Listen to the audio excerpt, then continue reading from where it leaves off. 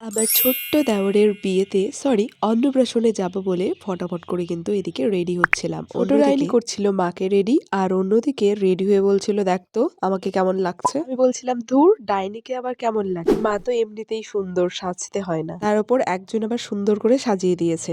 তারপর রেডি হয়ে বলছে, দেখ তো আমাদের দুজনকে একসাথে কত সুন্দর লাগছে। আর তারপর এখানে ভিডিও করতে করতে যখন আমি যাচ্ছিলাম, তারপর হঠাৎ করেই ওর খেয়াল হয় যে ওর জুতোটা অন্য কেউ পরে নিয়েছে। আমি তো ভেবেছিলাম শাড়ির ভেতরে ও আমার জুতো খেয়াল করতে পারবে না। তবে ওর চোখকে আবার ফাঁকি দেওয়া যায় নাকি?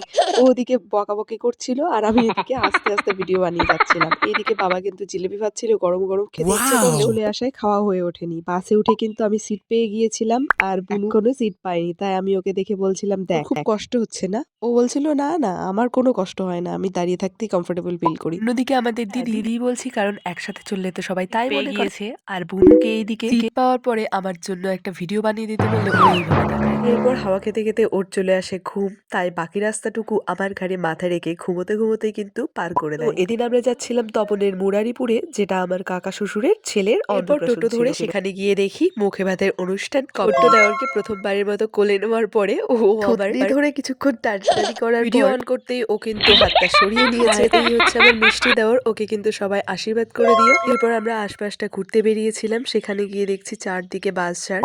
আর তো বাঁশ খেয়েছি, এবার কাকে দেওয়া যায় সেটা ভাবছিলাম। এরপর মিস্টার সঞ্জু আমাকে গল্প করছিল ছোটবেলা এই পুকুরে কিভাবে ঝাঁপিয়ে ঝাঁপিয়ে স্নান করত। এরপর দুপুরের ভুড়ি ভোজটাও কিন্তু সেরে ফেলেছিলাম। সর্দি কাশি গলা ব্যথায় ভুগতে থাকা আমি দইটাও কিন্তু লাস্ট পাতে অবশ্যই আমি খেয়ে নিয়েছিলাম। কতটা ঠ্যাটা মানুষ ভাবতে হবে। তো আজকের ভিডিওটি এই পর্যন্তই, দেখা হচ্ছে পরবর্তী ছোট্ট কোনো নতুন ব্লগে।